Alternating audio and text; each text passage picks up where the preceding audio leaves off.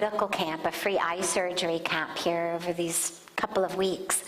And I was there the other day, and people had come in from Muzaffarnagar. Muzaffarnagar is hours away by bus. Hours. They'd come in just for eye care, because they don't have access to it.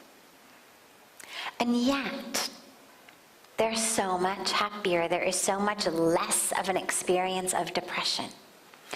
And I think a lot of it comes from our lack of real values.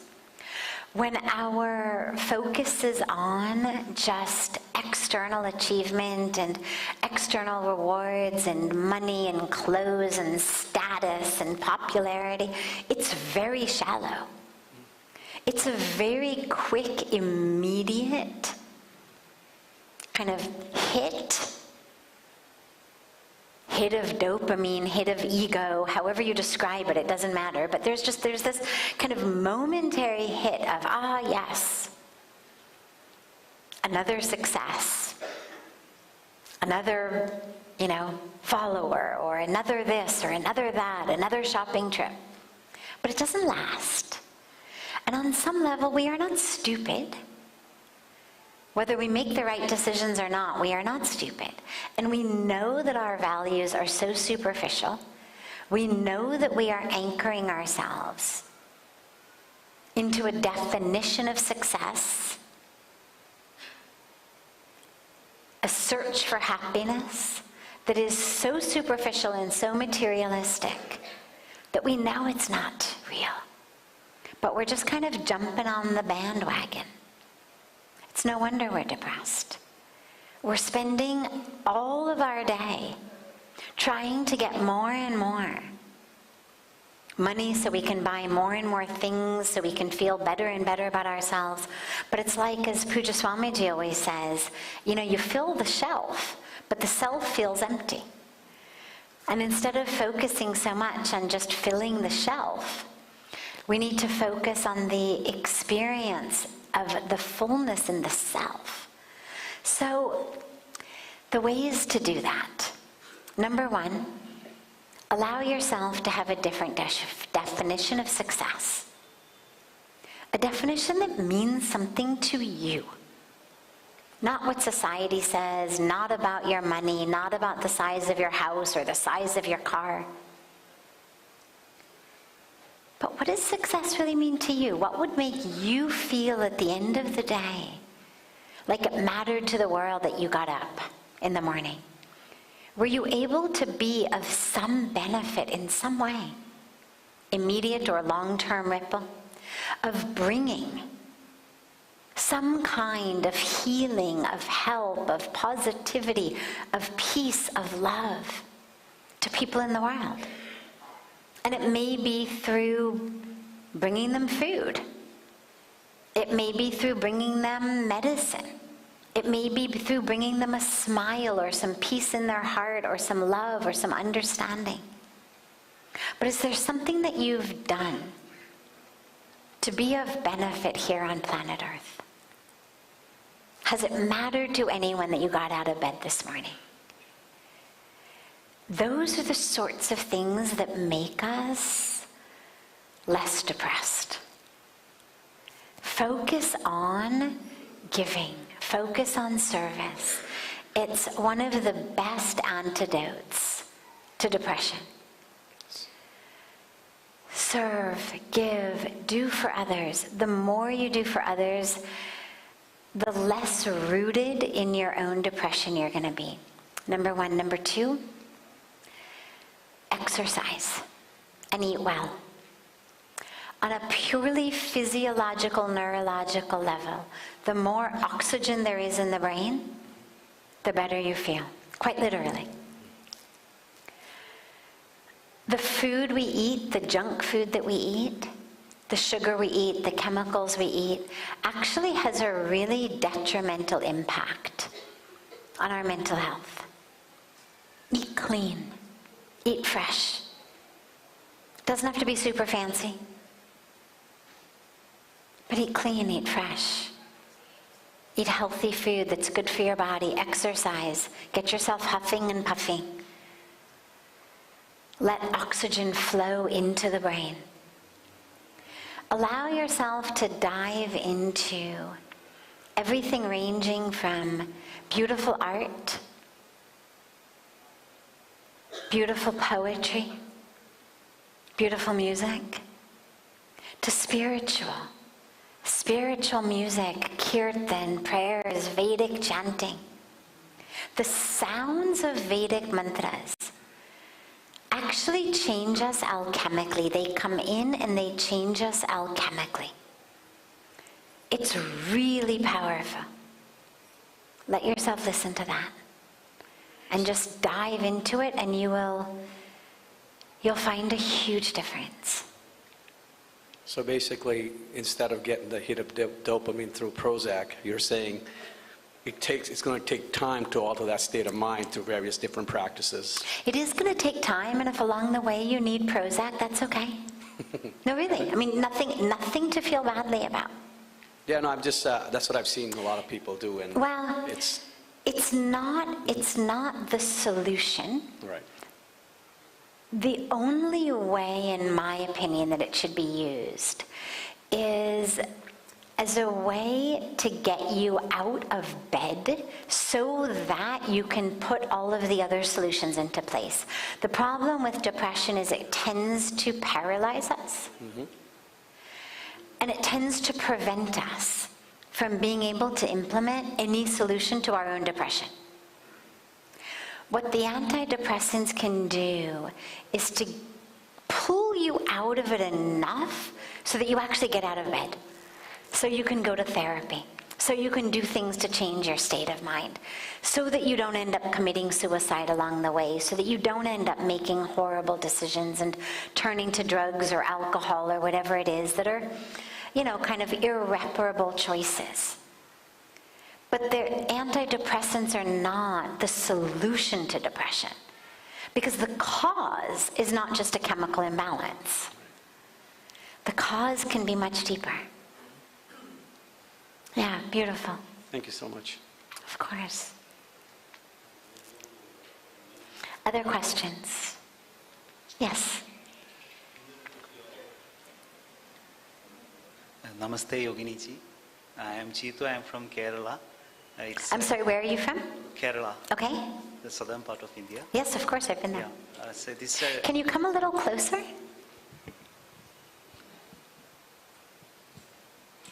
This is a dilemma that which I am having more than a question, because being from Kerala, and most of I have a special devotion to Lord Vishnu and the incarnation of Vishnu, and so much we have ethos with the Kerala go with more of Lord Vishnu. So, and I do believe in all the avataras especially, and the purpose of the avatara is to grant the righteousness, the dharma, institute dharma, and I do believe in these all things.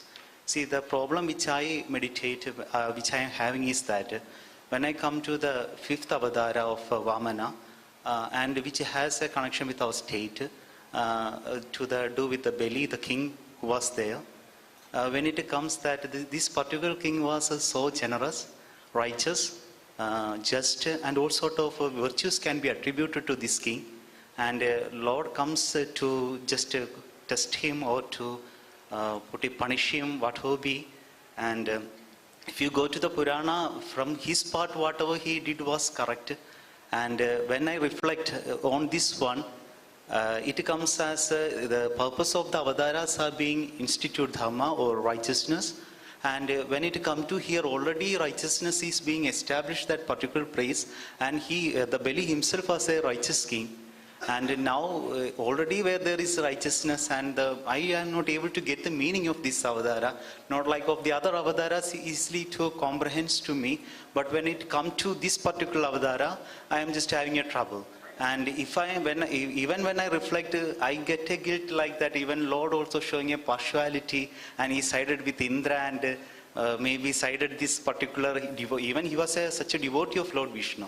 So this is the dilemma which I am just undergoing. So, भैया इनकी mic को बंद कर दीजिए ना, हमेशा कर दो नहीं तो एको हो जाता है. धन्यवाद. So बंद है ना, बंद कर दिया उनका बंद कर दो.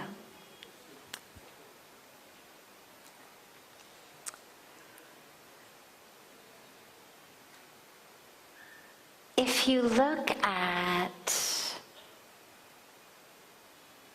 all of the avatars in many ways, there are choices and decisions that they make in their incarnation on earth that can cause trouble for us. Is when we think about it. Why did Bhagavan Krishna do this? Why did Bhagavan Ram do this? Why this?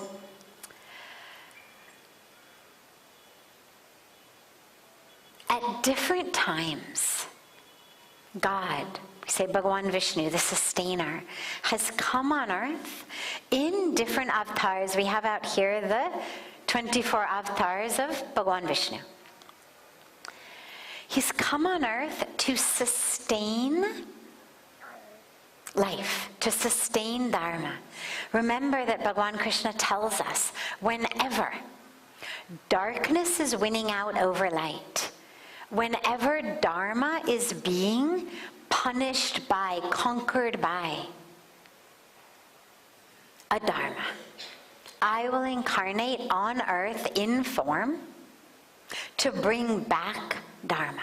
That is the role of the avatars. Only Ram Bhagwan is the one we call Maryada Purush. Bhagavan Ram is the only one of all of the avatars, we are told, become like him. Even you look at Bhagavan Krishna. As we adore him and worship him and celebrate him and bow to him and do his puja, but you look at his stories, he was quite a mischievous little one. Right? You go through the story of the Mahabharata. You go through so much. There's plenty of pieces that you can pull out and you can say, but he did this. But he told a lie here, but he sanctioned this over here, but we kind of cheated over here. But the goal of the avatars is not for us to judge their choices. The goal is one thing and one thing only, to restore Dharma. And if along the way you need to not actually tell a lie, but kind of whisper the truth in such a way that they can't actually hear the full truth, so what they hear is a lie, all in the name of winning the war of Dharma, you do it. If you need to hit the enemy in their weak spot that only you know, in order to win the war of Dharma, you do it. They're not here for us to say, this, that. Why did he side with this one? Why did he side it? Why did he do this? How did he have thousands of wives? How this, how that? It's not about that. It's about with every avatara, whichever way Dharma was being threatened at that time, Vishnu Bhagwan came on earth in form to put things right again. Bhakti should not confuse your brain so much. Bhagavan Krishna tells us, at one point very beautifully, essentially, don't try to understand me, just love me. Just be devoted. Don't try to figure me out. We have not been given the capacity to figure out God. Otherwise, aside from just what we consider Vishnu avatars, look at today. If there's God on earth, why are people starving to death? Why is there war? Why are women dying in childbirth? Why are babies dying of AIDS? No fault of their own. If you start letting your brain do that, not only do you become miserable, and you think your way out of faith, but you lose the actual point, which is not to figure out God, not to second guess God, but to have faith in the perfection of the creation, which requires us simply to have a vision that is bigger than we typically get in the individual stories. If you step back far enough, things make sense.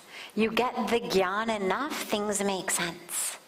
But don't allow your shraddha, your asta, to get stuck in your brain. Today it's Vamanavatara, tomorrow it'll be something else. Once that habit in the mind comes of, this is why my bhakti is stuck, this is why I'm not able to have faith, it'll just become one thing after another. Nip it in the bud. Ask Bhagavan Vishnu for this blessing, to have full bhakti, full faith, even though you don't understand why he did everything he did in all of his incarnations. Even though if he had asked you, you would have given him maybe some better advice. Just to give you that bhakti that doesn't require appeasing the intellectual mind. Let that be your prayer, rather than to figure it all out. Because there's always arguments. You can always go back and forth. Well, but he could have done it this way, but he could have done it this way, but he could have... It's not the point. The point is, it's all about restoring Dharma. That's the highest goal.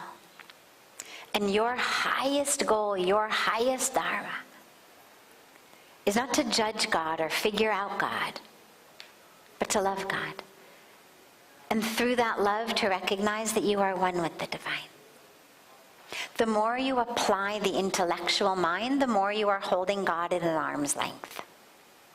I'll figure you out like a math problem. This one's easy, this one's hard. It just separates you from God. Ask for that bhakti, to just love. Otherwise, very little makes any sense. Still, yeah. We'll come back to you. We'll come back. Just want to... Are there other questions that anyone else has? Yes.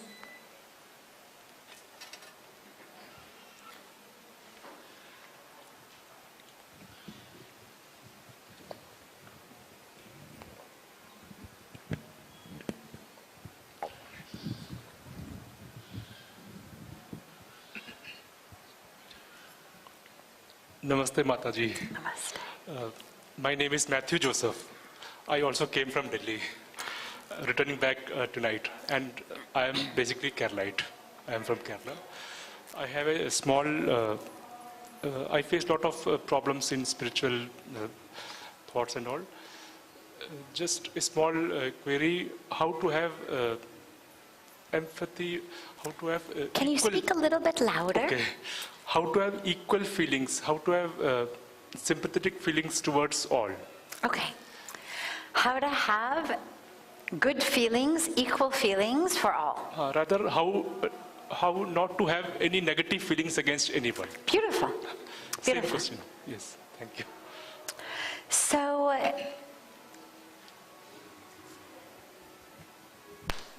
it's a beautiful way to train the mind to not think badly about others. Otherwise, our minds are predisposed to be negative. We're predisposed toward negativity. But to work with the mind to become positive is beautiful. And really the best way to do it is just to substitute positive feelings for negative ones. So you see someone, for example, and the mind says, they're fat, they're ugly. Immediately, before it even arises, before the mind even can go there, Pick out something that is beautiful and wonderful about that person. And it may be something small. It may be their smile. It may be the shawl they're wearing. But immediately just go toward the positive. But even on a deeper level, allow yourself to see the divine in everyone. And recognize that all of the negative feelings that you have are very superficial, and they are objectifications. All of that which is negative is about somebody's body, what it looks like, their personality, what they're saying, what they're doing, their history, where they've been, their role, their job. It's all aspects of their object identity, which means that you are moving toward ignorance. Because ultimately what everyone is soul and divinity. And the more you focus on their body, their role, their story, their career, you're objectifying them, and you're putting your attention away from a spiritual perspective and onto a materialistic perspective.